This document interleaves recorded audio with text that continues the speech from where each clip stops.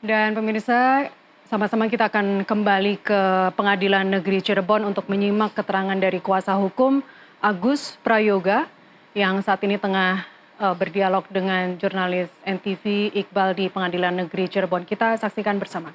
Institusi Polri juga mau. Bisa juga kita entah harus menyebutnya apa.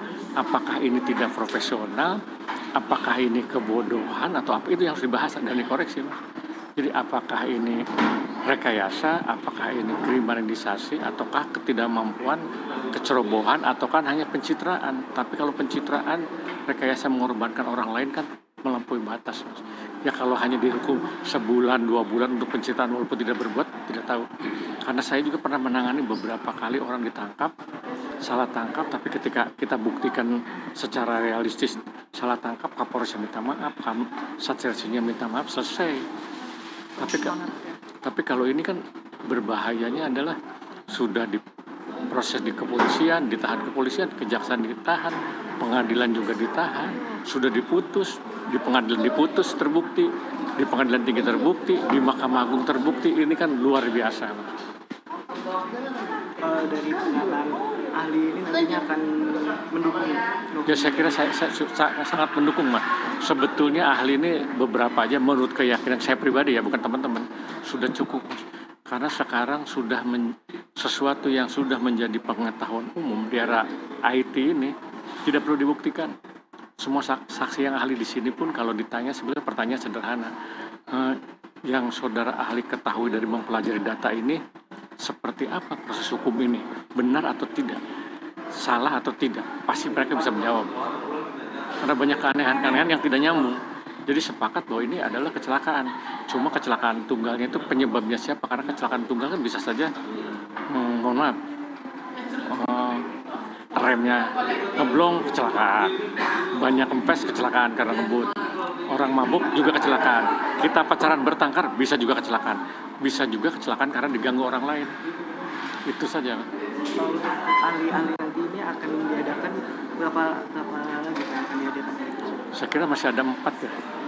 Tadi 3 ya, masih ada 2 lagi sepertinya.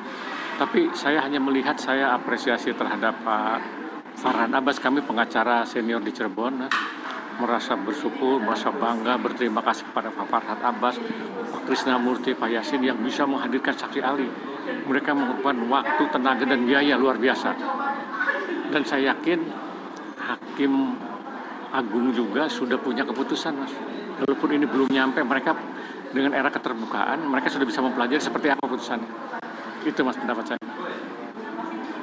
Lalu juga hasil dari pemeriksaan dari Deddy Mulyadi juga tadi sempat tegas gitu, menyatakan bahwa tidak adanya pembunuhan.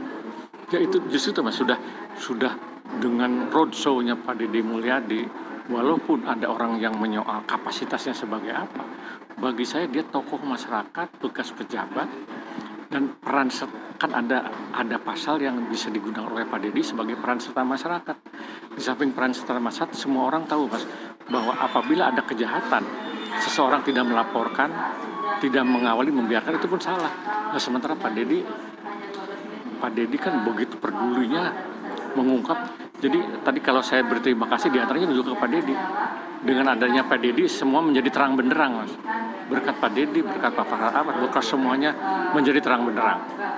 Tapi alasan dari kuasa hukum sendiri menghadirkan Teguh, ini apa Pak pertimbangannya?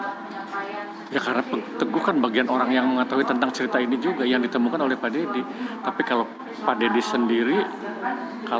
sendiri mungkin dianggapnya testimonio di auditu mendengar, tapi kan mendengarnya orangnya ada di situ.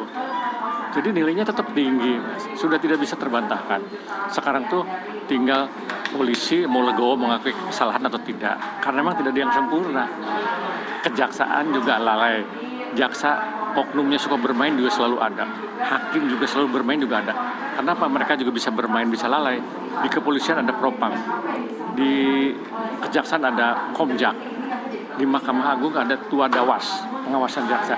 Cuma apakah institusi itu efektif atau tidak, itulah yang harus kita gairahkan supaya mereka berfungsi agar pelanggaran hukum itu berkurang. Tadi juga Pak Susno Duaji telah menegaskan juga bahwa polisi itu harus memiliki surat penangkapan begitu. Namun dalam kasus yang Saka Tatal ini ada terjadi penangkapan lebih dulu sebelum adanya surat, itu bagaimana? Justru itu adalah di antara hal-hal yang tidak profesional, hal-hal yang sewenang-wenang, hal-hal yang arogan, hal-hal yang nyepelekan, kebiasaan yang buruk yang tidak harus terjadi. Jadi ada dugaan penyalahgunaannya tinggi. Dan kalau toh sekarang berkelit seolah-olah tidak melakukan penangkapan tapi hanya pengamanan, itu silakan saja. Itu kan pembelaan sekarang. Kenapa tidak dari awal? Dan saya sih berharap bahwa Propam betul-betul melakukan proses ini agar perkara ini menjadi terang benderang.